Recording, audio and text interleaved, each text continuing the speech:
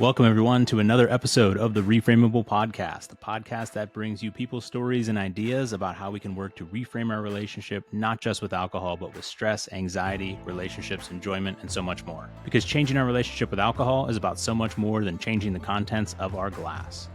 In today's episode, we talk with Gina Moffa. Gina is a licensed psychotherapist, mental health educator, and media consultant in New York City. In practice for nearly 2 decades, she has helped thousands of people seeking treatment for trauma, grief, as well as challenging life experiences and transitions. This includes work with Holocaust survivors at 92Y, as well as being a clinical director for a Mount Sinai Hospital outpatient program specializing in addictions.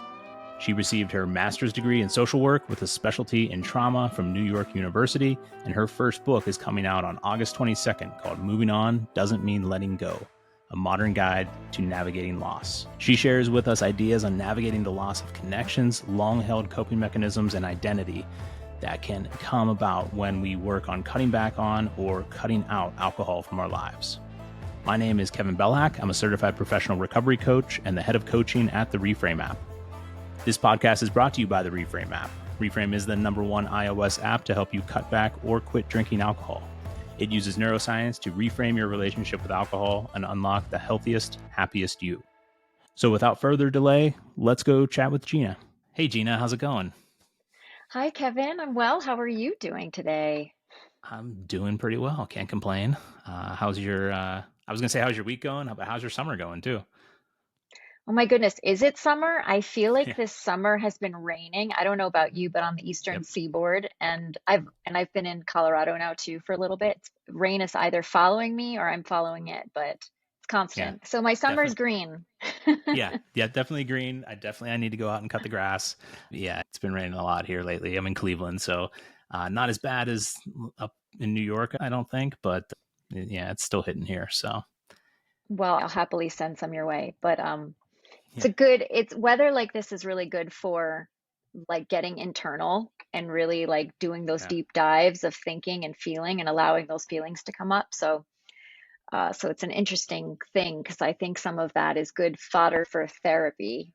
Yeah, because you're stuck inside, right? And there's not as much to do, so therefore, it Yep, lends itself to probably a little bit more of that. Yeah, that makes sense. for sure, for sure. Well, thank you for joining me today.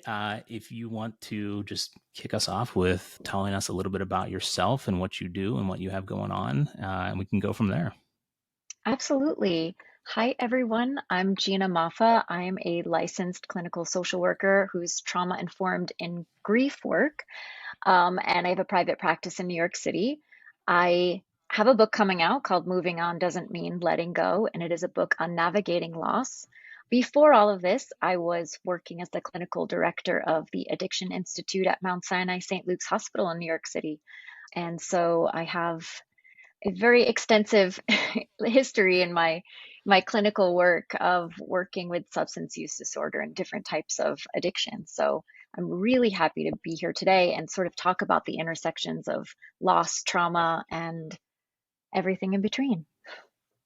Yeah, thanks. I was really excited to that you agreed to come on because I think that's such a huge, not talking about like grief from loss, like the death of a loved one or something like that, but just this loss of identity, loss of connection, loss of these things that can happen whenever we start to address and remove or reduce like how alcohol specifically shows up in our life or any substance.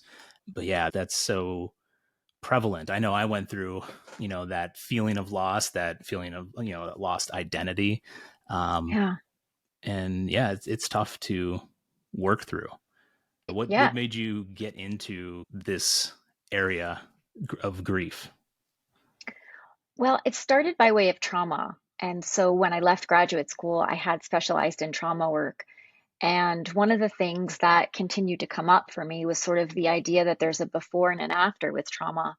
And we pay a lot of attention to that process, but we don't pay attention to the loss and all of the micro losses and secondary losses that we have when we have sort of any kind of big change or traumatic event, or even the idea of giving up alcohol or drugs and really going through that process of healing and finding a new way of being, that can be really traumatizing for people.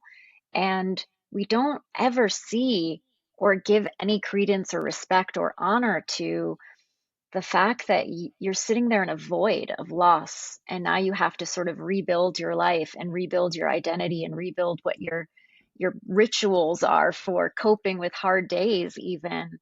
So it felt really important to me to spend more of my time and my energy sort of focusing on really trauma and grief together. I think of them as sisters, but also to really look more at the loss aspect, because so many of us, I mean, trauma is the biggest buzzword out there now, but yet so many of us still shy away from loss and all of the intricacies that, trauma or big changes or, that or anything like that can bring to us. So that's really kind of why I started doing more of that, was really by way of going through trauma and really wanting to understand more of the different angles, more of the after effects. Yeah.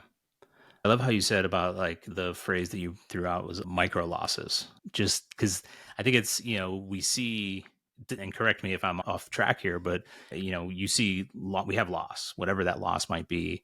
Um, and we focus so much on that, but then there are all these other things that are like unexpected that, kind of follow behind it that we didn't even, we weren't planning on, we weren't thinking about, but they just show up. And maybe they're a little bit, maybe they're just like these little things that we never would have thought of before or thought of would have Hmm. mattered, but it can be something that is still so impactful or hard to get over.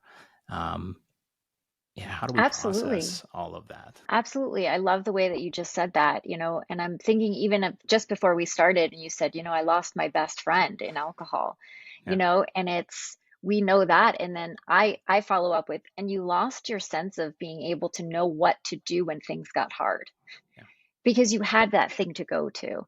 yeah, And it's stuff, and right, and I'll call that a ritual, even though it's really a coping mechanism. But yeah, I think one of the things we so often just don't honor is the way that, okay, so if we look at grief in any aspect, sort of, it's kind of that moment where you're like, now what?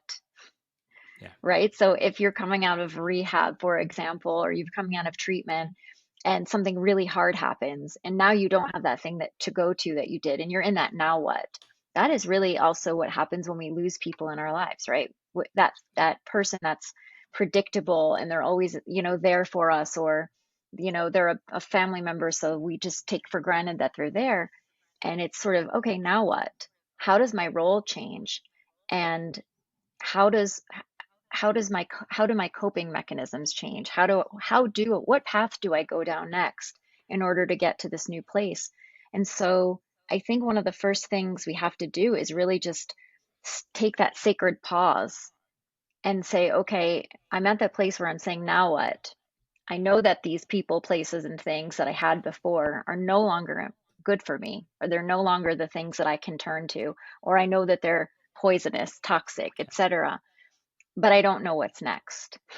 And I think, especially with these days and post COVID, the world is going so fast that we're always trying to get the cart before the horse, and we're planning 5 years ahead and all of that.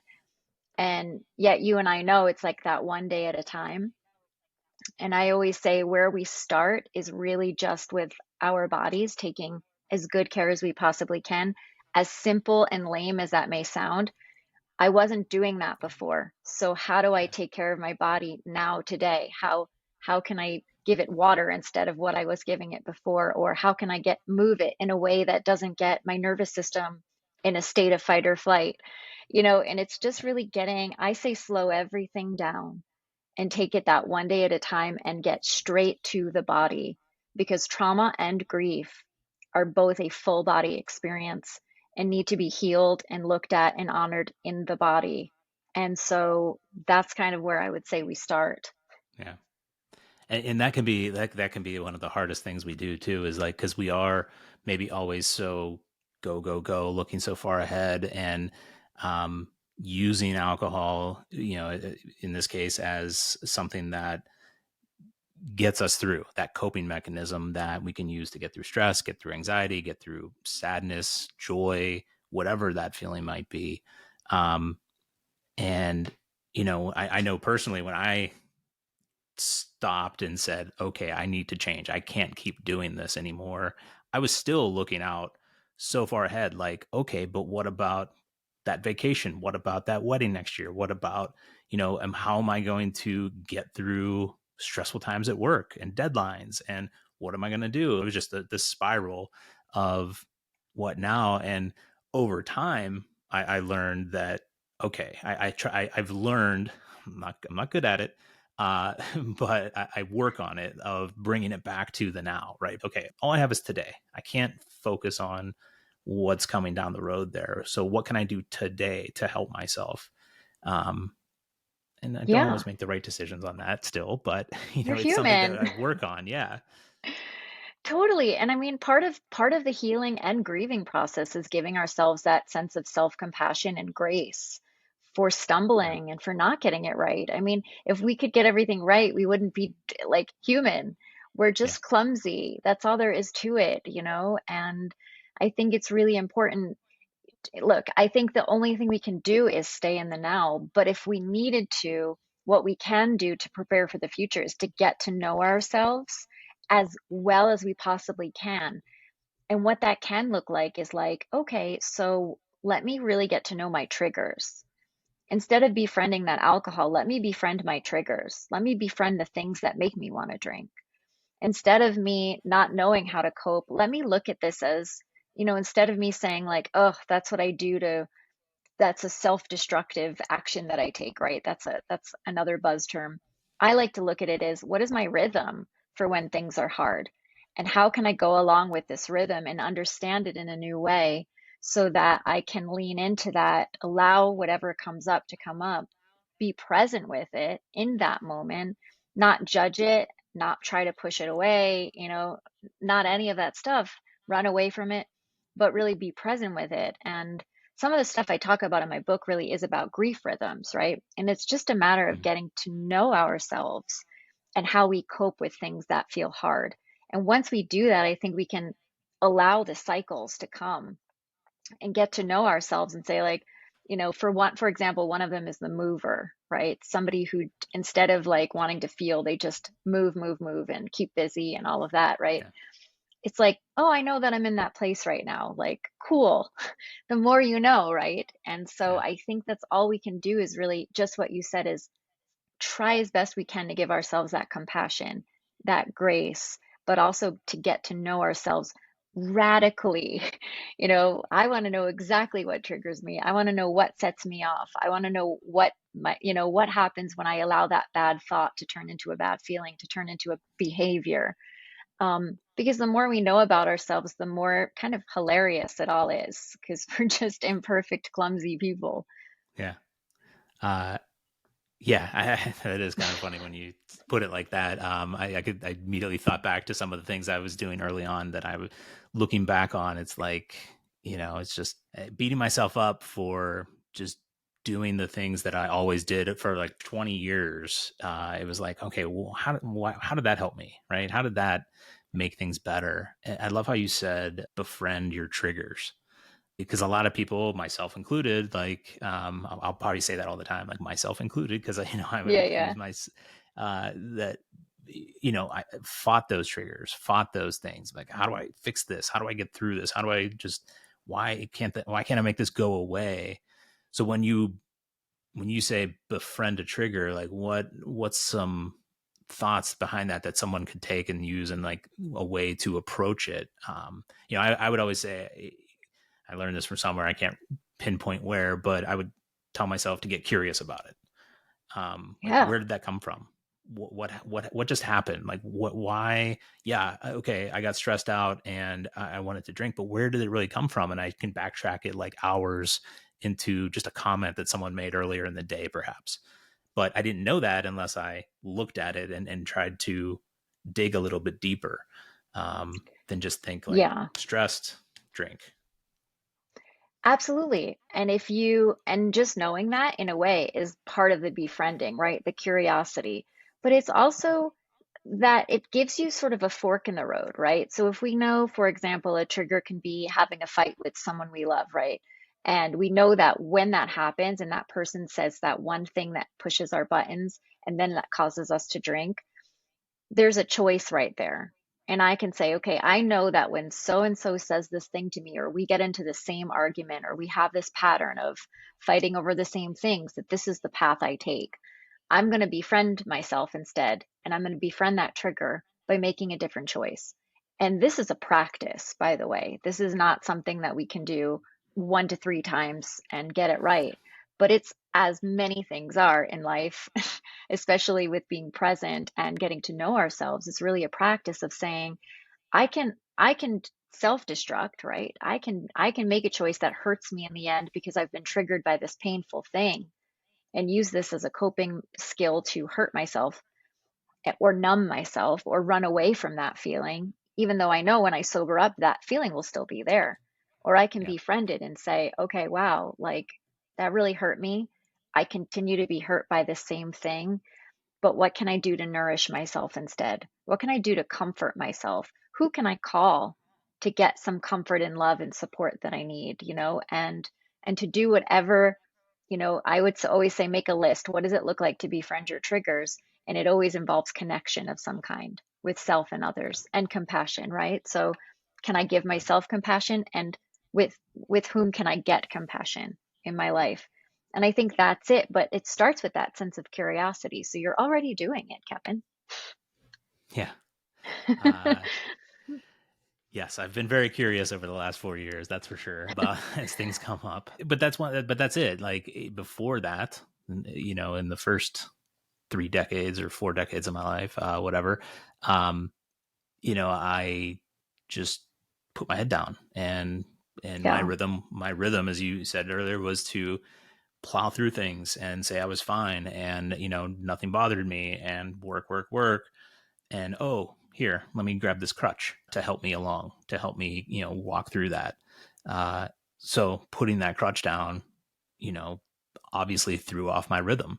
And that's so important when you talk about like just that, basically like the patience. Oh no, sorry, you said, I love this word too, practice, right? I mean, practice is such a great word to remember for any of this stuff because, we learned over time one way to do things or a couple ways to get through stress, to get through the tough times, to get through grief, to get through um, joy, like any emotion. Yeah. And we practiced it over time by, hey, let's go get a drink. Hey, let's do this. Oh, I need a drink. And so we practiced it already.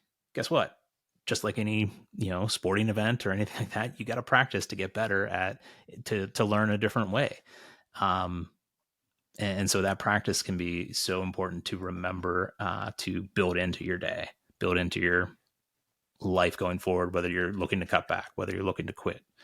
It's so Yeah. true. And I mean, I think one of the things that's really hard for people to grasp who are going through any kind of treatment, the process is forever.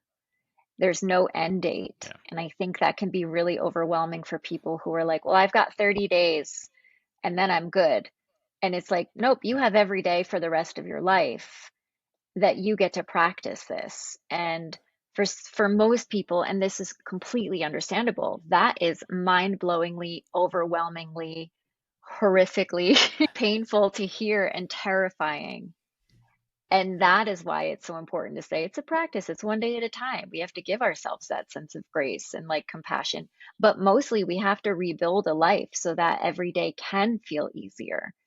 Because if you're surrounded with the same things, the same people, the same stressors, the same pain, the same Yeah. traumas, and it's going to make it like you're carrying stones in your pockets every single day. So the hope is that we can set ourselves up so that every single day going forward gives us the chance to have it a little bit easier, and to that so that that practice and that sense of being present with ourselves and whatever that inner stuff is, because it doesn't go away just because we see it.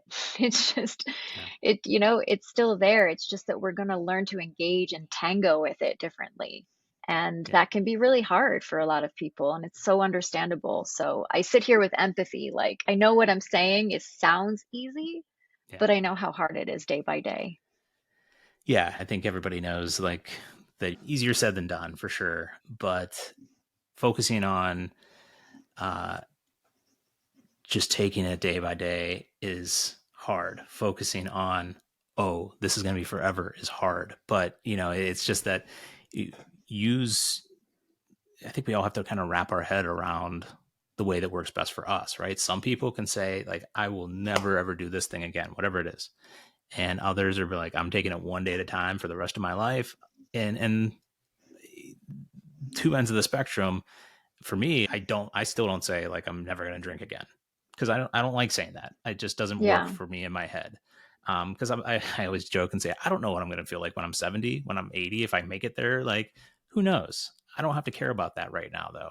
So I'm just focused on working on now, and I know that's good enough. It took me a long time to get there though, because when I started my process, mine was started. I got a therapist, and I immediately kind of was motivated and worked with her to take a break from drinking. But the entire time I was like, okay, but when's a good time to reintroduce it?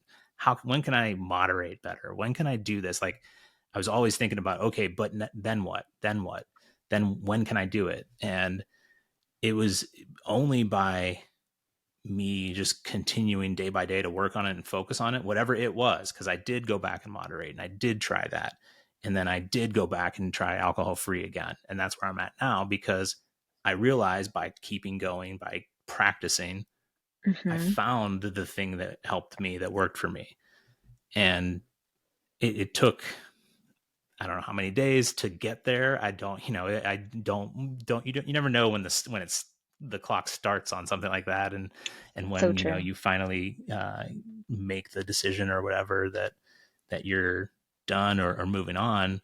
Um, but just keeping going, right? Just keep practicing is going to be the biggest thing that we can do, I think.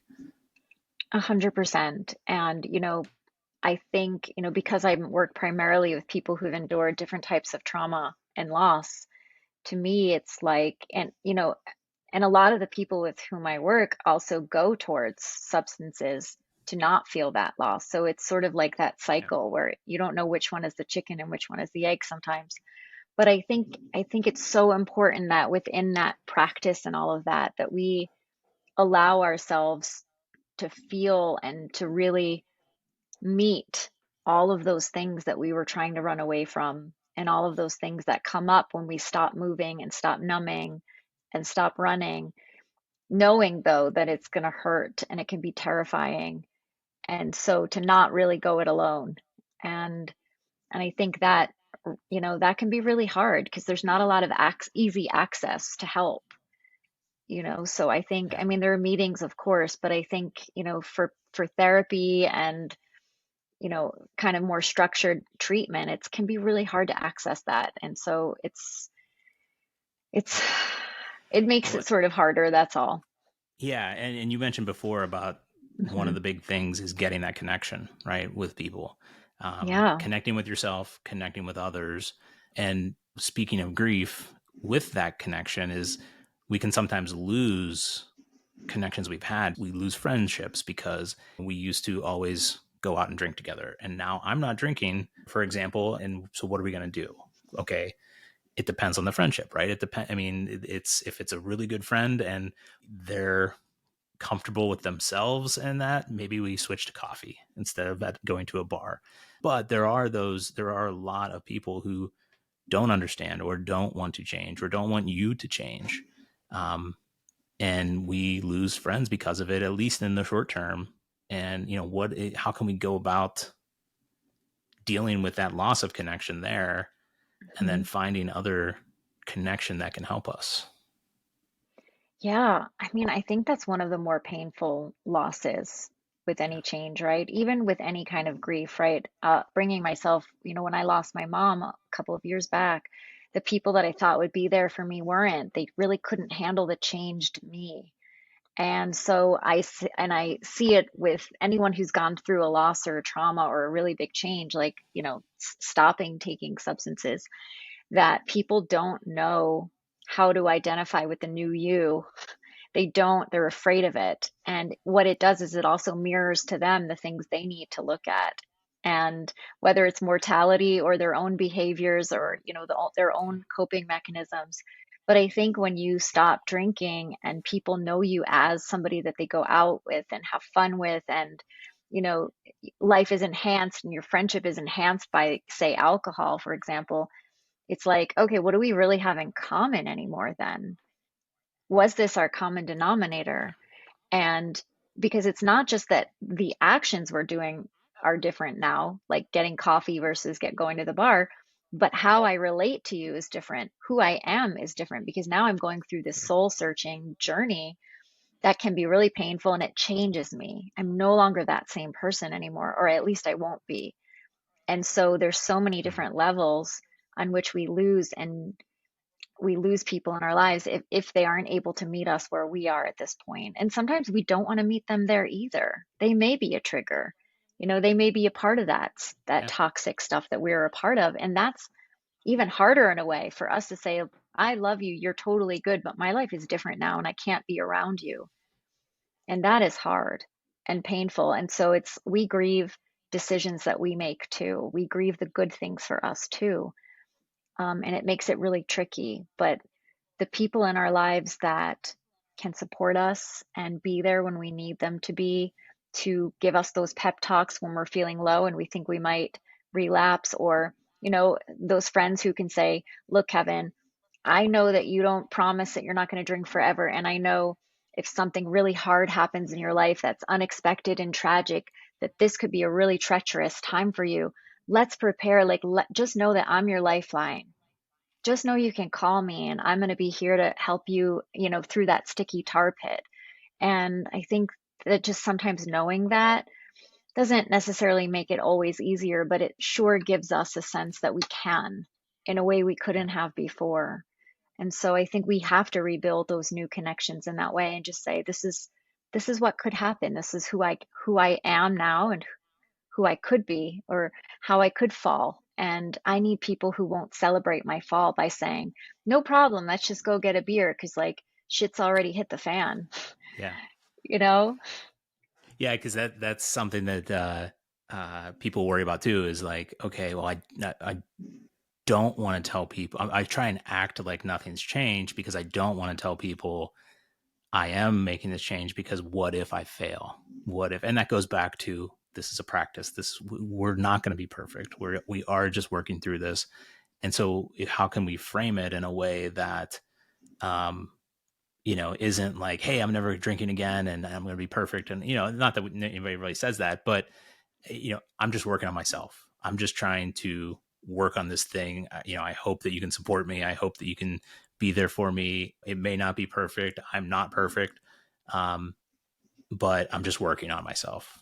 Please support me in that. And I say that. I have trouble saying things like that to people because I'm like, I'm fine. Well, how is that going? Does it feel any different the more you do it? The more you do it, yeah, the more I think you open up and share with people, it becomes so much easier to do that. But I think it's also finding your own voice is so important, because I can tell someone like, hey, why don't you just tell this person this? That might not feel right to them because I don't know how, everything that they would go through or they've gone through and how they interacted with this person and this person's personality. They do, right? How can you? So controlling, I always like to say, like, I'd like to control my own narrative and kind of present myself in a way that, it's not that it's disingenuous, but depending on who I'm talking to, I'm going to tell you something different. Or, a close friend, I can unload some of that stuff on. But um, if it's just an acquaintance that I know, like, yeah, I can tell them what I'm doing. Um, if I want to be like, oh, it's not that I'm never going to drink again. It's that I'm doing a challenge, or I'm not drinking this month, or, maybe I dumbed it down a little bit for them to make it more palatable. But it's finding that voice, and the more that we do that and say that, it became easier for me. I'll say that. Yeah. I don't say it's hard. Like it does get easier the more we do something, right? It's like with anything else. We gain that comfort. No, I give you so much credit. And I think you're really right because there's no recipe for everyone and you have different relationships with different people. And our private life is still our private life. So, it's not like we're walking around like with our heart on our sleeve now, like, hey, it's good to see you. It's been 20 years since we worked together. Like, I'm working on sobriety now, or Yeah. I've decided that I'm sober curious these days. So, but I think for me, even in my life, and maybe this goes for all of us, maybe since COVID, right? Because there's been an influx of people who've come to see me that decided to give up alcohol because they just don't like the way it makes them Mm, be in the world or feel in the world anymore. But it's kind of like, all right, so how do we want to tell our truth? And can we fill our lives with more and more people who resonate with that truth? So it doesn't feel like we have to come up with different stories for different levels. But obviously, we're always going to have like colleagues and people that we don't, like so in our in-laws' sister's boyfriend who yeah. chugs Coors Light or whatever. But I have a client who I remember decided that she wanted to give up alcohol and wrote an email and included basically everyone in her contacts and kind of told the story of really what it had done to her life and her decision to stop and really asking people to either understand, step back or support her. And we were really blown away by the results of the people who were like, wow, I'm right there with you, or I'm here if you need me, or let's go out to dinner and talk about a plan, or I'm someone you can call if you need, a last minute Yeah. help. People that she didn't expect. And I think in a way that was a huge risk, right? Yeah. Because, you're really putting it out there. But at the same time, to get a positive surprise from people that can be a lifeline for you, I mean, it was pretty remarkable. And so I'm not saying that's for everybody, but I do think in having as many people in our lives that we can trust, whether that means the people already in our lives, in our past, or people we meet along the way going forward, is really the key at this point. Because it's a lonely world out there, and Yeah. we're always sort of seeking either comfort, connection, or like something to just fill that void. And it's really hard. Yeah.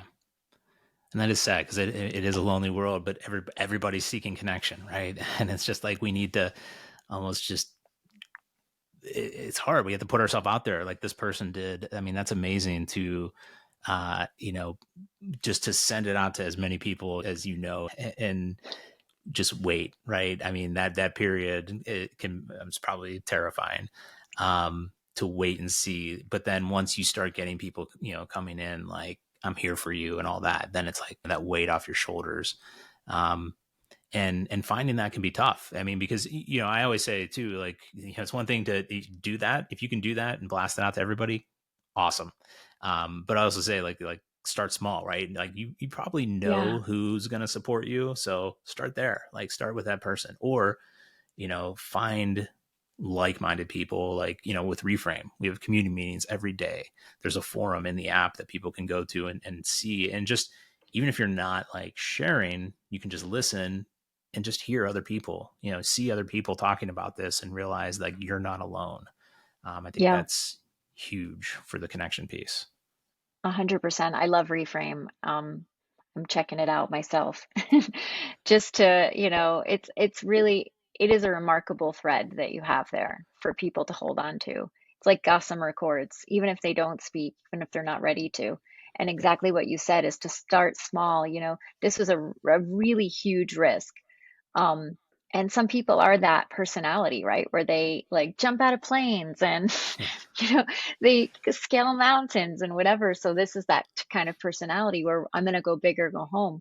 But I think even just the decision to do things differently and to meet yourself in a different way is so courageous. And I think even as that can sound lame or simplistic or Pollyanna or whatever, but I think just that decision, even just to go on Reframe, and just say, I'm just going to be here and check it out.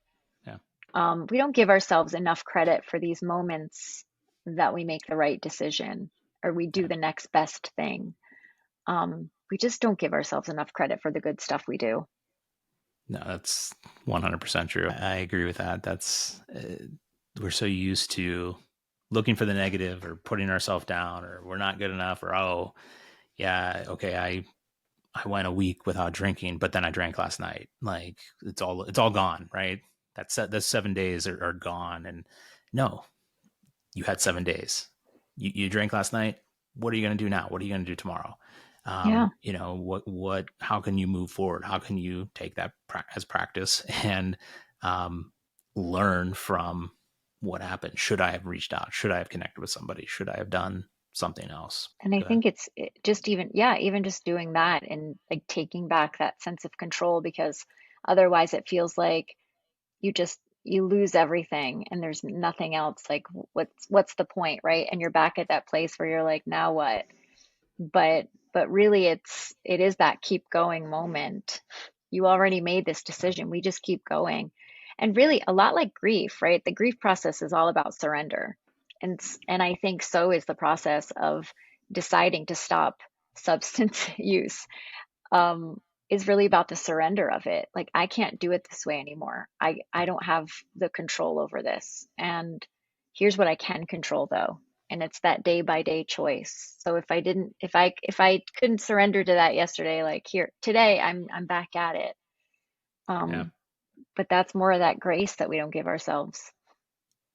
Surrender, yeah, that's the perfect word I think for it. I mean, and surrender, like I can't keep doing this in this way. Whatever that way is, and it's going and not comparing too, right? Like, oh well, this person is doing it. My friend is doing this the exact same way. Why do I feel this way? No, I think be honest with your feelings, right? Be honest with your experience and realize that nobody else, would you agree with this? Nobody else gets to really weigh in on how you feel there. 100%. Nobody has permission to enter that internal world and give you their judgment in that way. 0% of the people. Although I will add that people do, Oh, yeah. right? That's their favorite thing to do Yeah. is weigh in on it. But Yeah. they don't have permission. And I think part of the process is also about, and the grieving process too, right? Is really about boundaries and deciding what you will allow in, what you will how you will allow it in, what you internalize. And that's also a practice. I mean, we're pretty shit at boundaries because people like to pounce all over them and break them any chance they get because that's kind of the way the world works sometimes. Yeah. But yeah, people they don't get the permission to weigh in. I know that took me a long time to figure out. And I hear it a lot just with people worrying about what other people are going to say. What's this person going to think? Like, we used to drink all the time together and now we're not. Like, okay, that's fine. But why are you doing this? What is the reason that you are doing this? And it's just like, you kind of just keep focusing on that because yeah, everybody's going to have an opinion. I mean, everybody's going to have their thoughts on the matter. But we can't allow that to kind of sway ourselves. When dealing with one question that popped up earlier, like when dealing with this loss, let's say um, of this friend, alcohol that we might have had. What are the best ways potentially to grieve that loss, but also move forward? Because I'm more of the mindset of I try to focus on, okay, I try to reframe it to, pun Shocking. intended, I guess. Yeah. And just say like, what am I gaining from this? Right. But I think there is still, a lot of times I think we do still need to grieve the loss of this thing. Yes, it's great to focus on gain and moving forward and all the positive things, but do we need closure? Is there something there that people can focus on or do that can be helpful? Yeah, I think one of the things I always worry about with this sort of thing is this sense of like spiritual bypassing and, emotional bypassing and toxic positivity.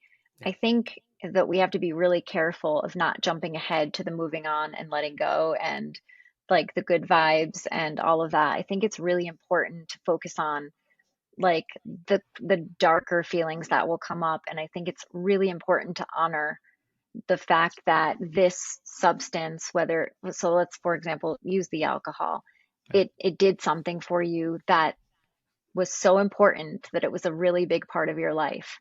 And now you have, and your brain, by the way, from the standpoint of the brain, that was a predictable, loving, if not sometimes, adversary to you. But from the standpoint of your brain, this was something that gave you comfort. This was a predictable comfort. And so, even if we weren't talking about emotions and we were just talking about the chemicals in our brain, we have to totally now renegotiate where that place is in the world. What do we fill with that place? What has become of this best friend of ours? And do we maintain the relationship with it or something like it while it's no longer there? So it's a really double-edged sword. So I know I'm getting a little bit complicated with my neuroscience in a sense. I'm trying to keep it simple because, but I think it's a Get really get important complicated. Go for it. no, but I think it's really important to know that it's not as easy to say, I'm just going to give this up. For a lot of people, this has become something that where, for example, our nervous system is a smoke alarm, right? Imagine it's always, always scanning for danger. It's always scanning for a stressor. It's always scanning to keep us alive and survive. And when we feel like, for example, people who have endured traumas or any kind of abuse, or I mean, look, there are people who use alcohol to enhance joy, of course, but I'm talking about more of the coping mechanism, the numbing mechanism. And when we're going through that, right, now we take that away, that danger comes back in our in our nervous system. So what do we do with that sense of like, oh my god, something hard has happened, these feelings are here, and I don't know what to do with them, because normally I numb them or I soothe them with this thing that instantly, within 20 minutes it's all gone. Yeah. And now it's not there, so now I'm in a panic mode. And we have to go through that from the standpoint of the brain. We have to renegotiate how we can help our nervous system find a sense of peace, groundedness, centeredness, and calm again.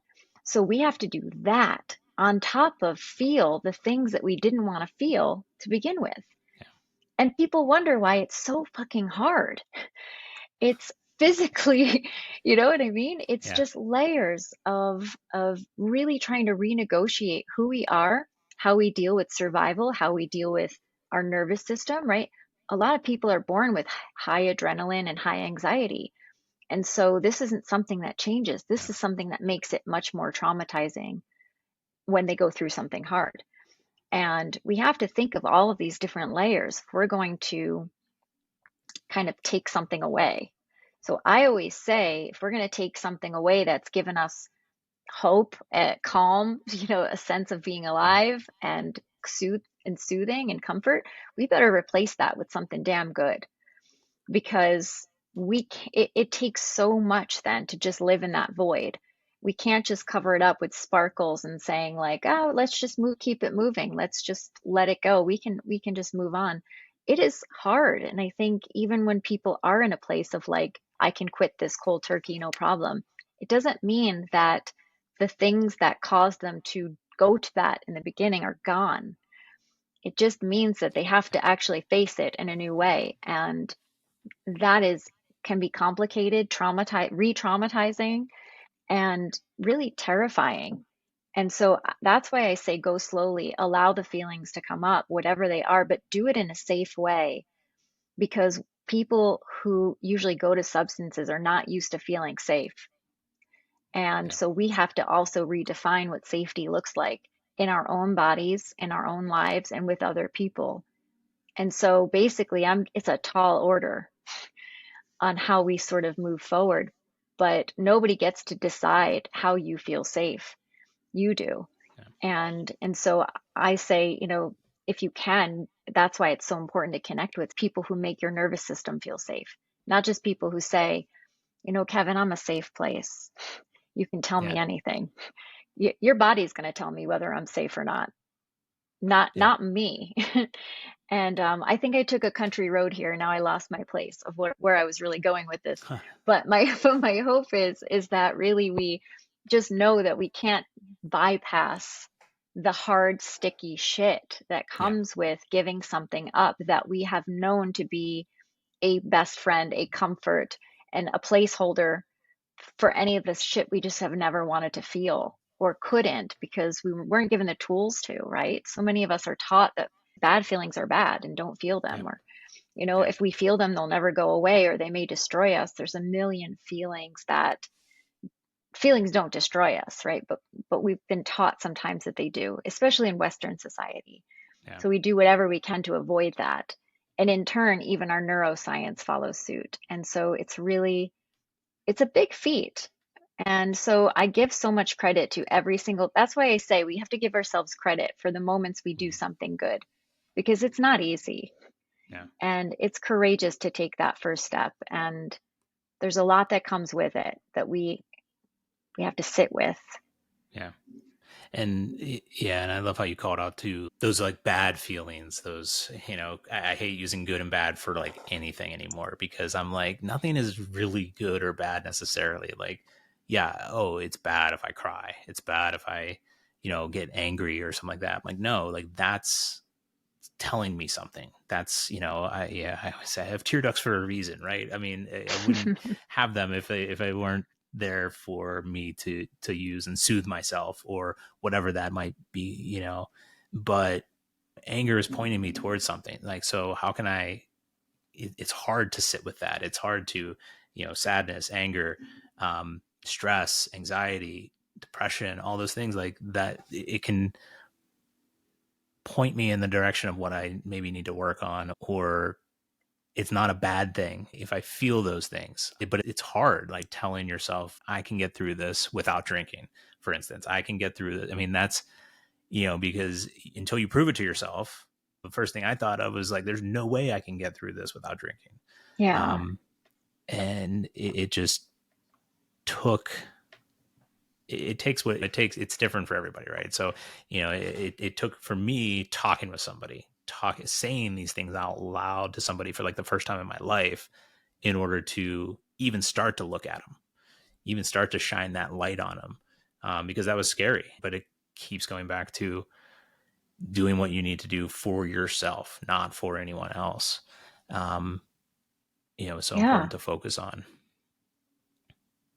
It's so important to focus on what we need. And I think even just the gentleness, right? I talk a lot about tenderness in my grief work with people because we're just not bred to be tender with ourselves.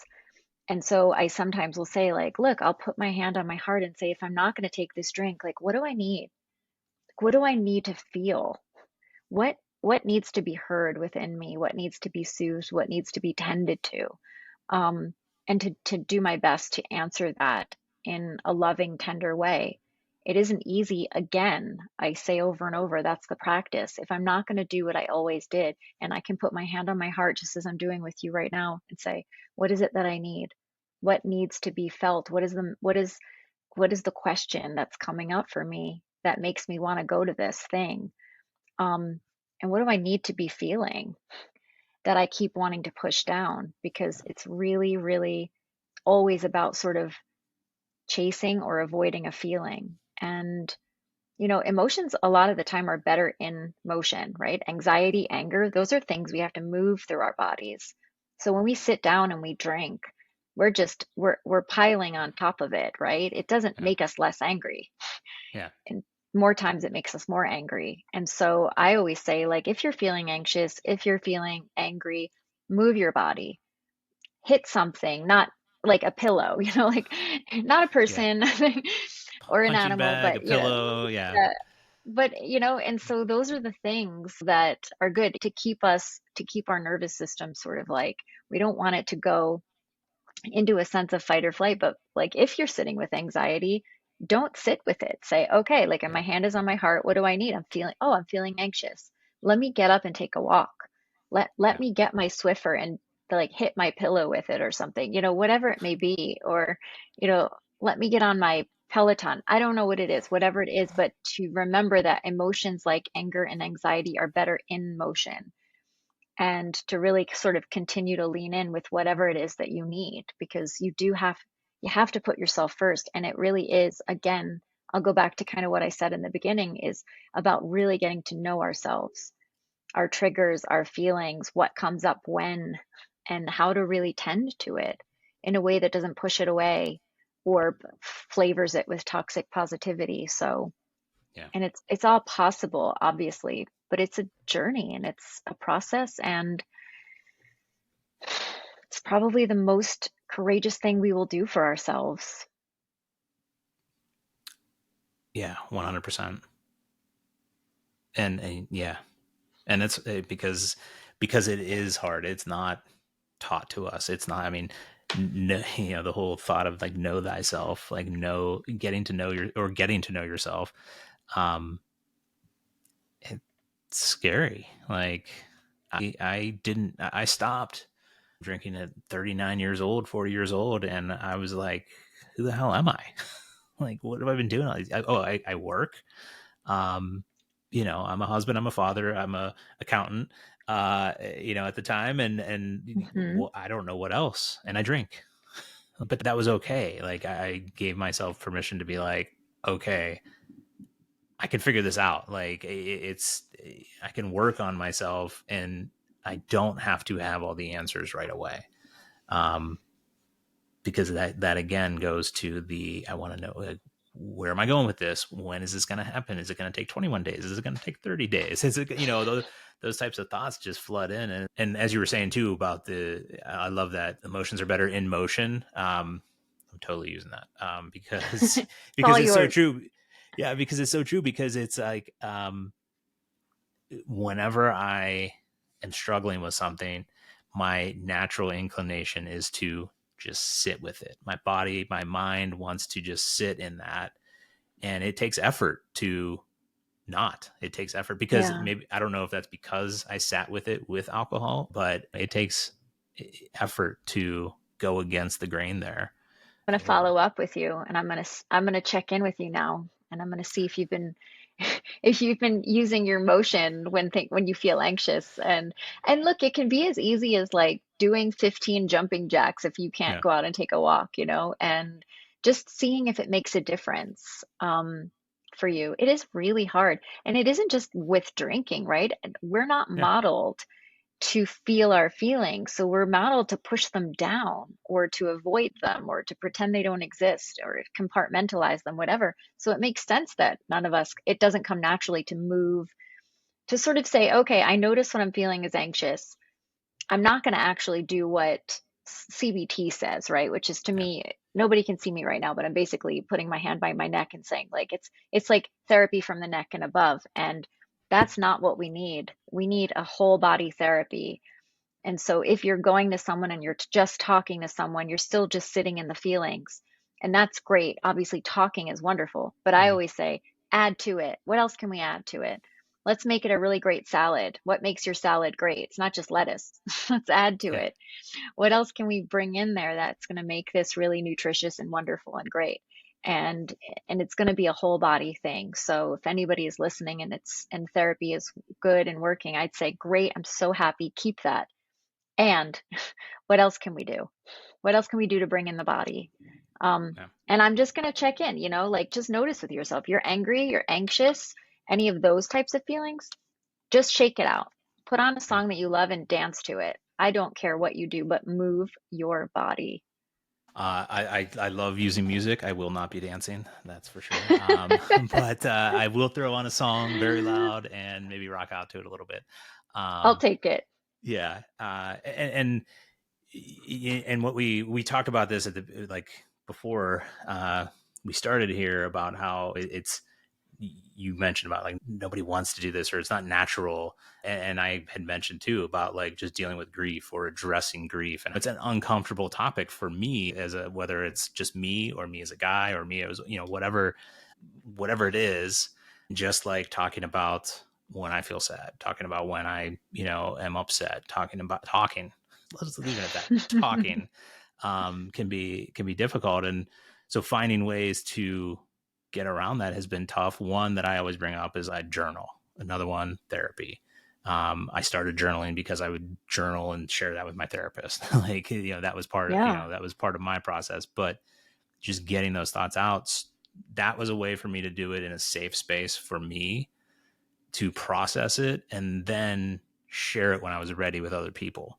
Um, but again, that was me. So finding that way that you connect with, I think, is important. I don't know how many times I said that so far this this Keep saying it. this time. Yeah. Keep saying Um, it because I think people, one of the things that can be hard is we see other people doing it and succeeding, and then we look at it and we're not succeeding, or we don't feel like we are, and we're doing it their way and we don't understand why. And so we yeah. blame ourselves and we feel like a failure, and then we wonder why we're doing it to begin with. And, and I say it's the same thing with grieving, right? Like everyone grieves differently because everyone has a different relationship with the thing that they're giving up or the thing they have lost, right? Like I don't know what relationship, what alcohol meant to you specifically, to Kevin. So you're going to have your own grief process with letting that go and how that works for you and finding new rituals and rebuilding your life. And so will Sally. And I think Yeah. but what can be scary about that is just that, right? There's no blueprint, there's no map Yeah. for landing in this foreign landscape. There's the ideas and there's the connection, but everybody's got a different mental health background and family upbringing and history of traumas, and all of that stuff really does need to come into play. And we can't compare ourselves with other people's process. We just can't. Whatever you're doing may be great for someone else or maybe the worst thing they can do. And so, exactly what you say, we need your reminders that it's different for everybody because it can be really easy to compare and despair, especially when you're in such a vulnerable place in your life. And so, it is really important. And I say that even with people grieving. The hope is over time, the intensity of everything you're going through lessens, Yeah. but it's not going to be the same linear trip for everybody. It just isn't. Did you say compare and despair? Was I that what you sure just threw did. out there? Yeah, I like I that. sure did.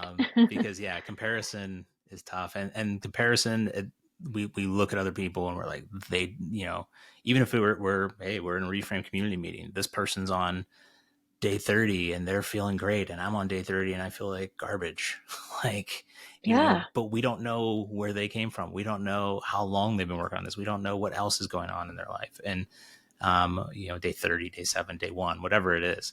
Um, forget about the days, just we're comparing, and that's tough. So just recognize that we're all in this together, but we're all kind of working at our own pace. And then two, whenever you have people coming in and friends who are be like, oh well, maybe good intention, maybe not, and just be like, why don't you just try and have one? It's like, oh, I didn't think of that. Like, it's so you're dealing with that side of it too, and you're comparing with people who you're trying to be like, and then you have other people who are telling you, why don't you just do this? And uh, again, it goes back to just how can we focus on our journey, our evolution. I like that word better than journey a lot, but and just move I love on. evolution. Yeah. And yeah, at your own pace, in your own time, with permission to fumble and to be clumsy and to mess up and to do great and to celebrate those great moments and to remember to honor those good days, because we don't do it enough, and to reach out and get support. I mean, it's all there. We all know it theoretically and intellectually. It's just a matter of doing it sometimes. Yeah, yeah, And I think that's the hardest part, right? Everyone can, we're not rewriting the script here, you and I. But what I think is important about what you do is reminders, right? I love reminders, and to say it again in a different way. And and in any way that makes people feel connected to. And that's the most important thing here. So I love what you're doing for this very reason. Whether or not people compare and despair or what, everyone's got their own thing. And I'm just glad that people keep showing up. That's all there is to it. yeah, I always say just to my clients in therapy, like, you don't have to do anything or be any way for me. All I ever ask of you is to show up on time and tell the truth. And that's it. That's your only requirement. yeah, The rest of it we can get through together. And it's sort of the same thing, in life and in yeah, in recovery. So we show up on time and we tell the truth, and the rest of it is just grist for the mill. It's all where the work lies. Just keep showing up. yeah. Just keep showing up. I love it. Gina, thank you so much for joining me today and talking with the Reframe community. And uh, if you would like to share a little bit about your book coming out, I can't wait to read that. I got it pre-ordered already. But if Oh you want my to share a goodness. little bit about your book and anything else you're doing and where people can find you, please do. Thank you so much, Kevin. And thanks again for having me on. I love your community. Um, again, my book is called Moving On Doesn't Mean Letting Go. It's a modern guide to navigating loss, and it is losses of all kinds, not just death loss.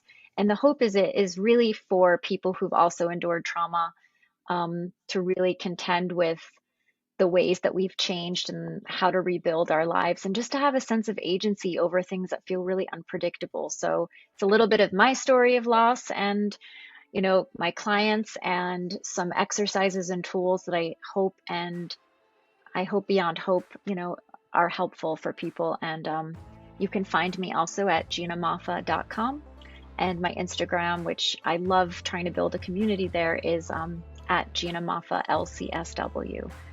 So I would love to connect. If anyone just has any questions, any more since this episode, please reach out. I would love to talk. Yeah, thanks so much, Gina. Really appreciate you coming on today and helping us out here. Yeah, we'll see you soon and look forward to reading the book. Absolutely. And thank you again, truly. Yeah, absolutely. Thank you. Thank you all for listening to this week's episode of the Reframable Podcast, brought to you by the Reframe app. Reframe is the #1 iOS app to help you cut back or quit drinking alcohol. It uses neuroscience to reframe your relationship with alcohol and unlock the healthiest, happiest you. If you're enjoying this podcast, please like, subscribe, and share with those that you feel may benefit from it. If you have a topic you'd like us to cover on the podcast, send an email to podcast@reframeapp.com. Or if you're on the Reframe app, give it a shake and let us know what you want to hear. I want to thank you again for listening, and be sure to come back next week for another episode. Have a great day.